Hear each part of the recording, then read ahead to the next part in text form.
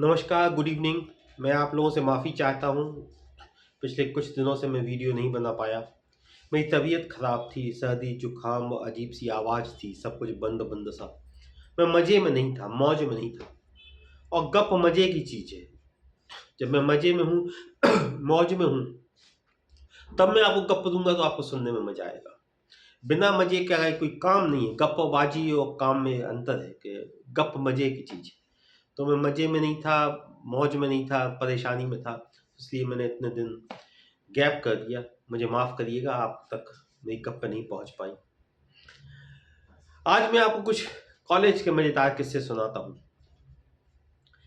एक दिन अपन सुबह से गायब थे, शाम को जब देर शाम रात ढलने को थी और मोटरसाइकिल घर के अंदर रख रहे थे, उसी समय पिता घर से बाहर निकल रहे थे।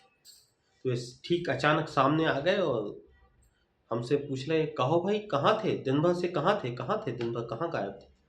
अपन ने कहा कि एक्स्ट्रा क्लास थी। कहले अच्छा ठीक है। तो चले गए, वो पान के शौकीन है तो पान खाने जा रहे थे। कुछ दूर 150 कदम गए हुए वापस आए मेरे पास। कहने लगे यार हम भी यूनिवर्सिटी में पढ़े, चाचा बुआ भी तुम्हारी यूनिवर्सिटी में पढ़ी, इतनी मैंने ज़िंदगी देखी। 26 जनवरी को एक्स्ट्रा क्लास कभी होती नहीं है। तुम 26 जनवरी को भी एक्स्ट्रा क्लास अटेंड कर रहे हो, या संभल के रहना, इस साल फेल मत हो जाना। ये शायद समझ गए थे और वे वापस चले गए। ये बात उन दिनों की है जब अपन को पूरी दुनिया बहुत खूबसूरत और संगीतमय लगती थी। जब आसमान में चलते थे अपन, चारों तरफ फूल ही फूल दिखते थे, हर फूल से खुशबू आती थी। अपनी यूनिवर्सिटी सुबह सुबह शुरू हो जाती थी और देर शाम तक चलती थी। ये अलग बात है कि बीच में कुछ क्लासेस भी होती थी, कुछ टीचर्स भी आते थे, कुछ स्टूडेंट्स भी आते थे, कुछ पढ़ाई लिखाई की बातें भी होती थी। ये अलग विषय है कि जो विषय उसके होते थे, उन विभागों में और उन क्लासेस में तो अपनी उपस्थिति 100% होती थी, लेकिन जो विषय सिर्फ अपने होते थे, उन क्लासेस में तो खाता ही कहाँ खुलता था साहब। कौन जाता था उन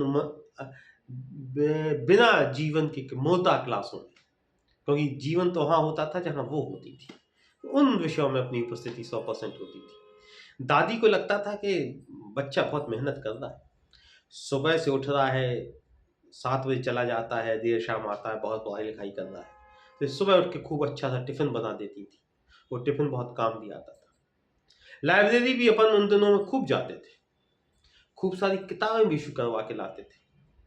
कई बार वे किताबें अपने विषय की होती थी, नहीं तो कई बार साहित्य की या शायरी की, कविताओं की, प्रेम भरे उपन्यासों की।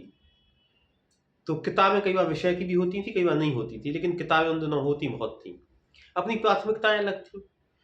दिन निकल जाता था यूनिवर्सिटी में, रात प्लानिंग में।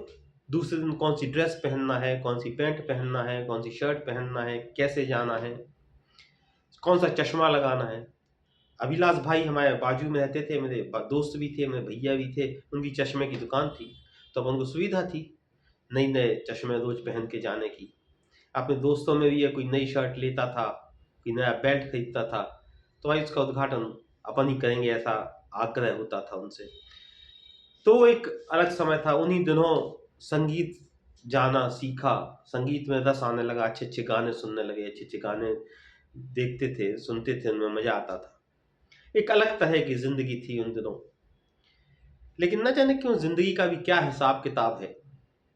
जो कई बार क्लास में फेल होता है वो जिंदगी में पास हो जाता है, कई बार जो क्लास में पास हो जाता है वो जिंदगी में फेल हो जाता है, कई बार लोग दोनों परीक्षाओं में फेल हो जाते हैं। तो एक अलग उम्र रहती है, वो एक अलग जिंदगी रहती है, लेकिन वो इतनी तेजी से निकल जाती है कि पता ही नहीं चलता। आप सिर्फ कह सकते हैं कि काश ऐसा होता कि जिंदगी मुट्ठी से फिसलती हुई रेत ना होती, किसी चुटकी में पकड़ी हुई रंगीन तितली होती। लेकिन जिंदगी तो निकल जाती है। आपके पास भी कुछ किस्से होंगे, मजेदार किस्से होंगे अपनी कॉलेज के, हमें कमेंट में सुनाइएगा जरूर, भेजिएगा जरूर, बताइएगा जरूर आपने कैसे वे दिन निकाले जब आप भी आसमान में चलते थे। नमस्कार।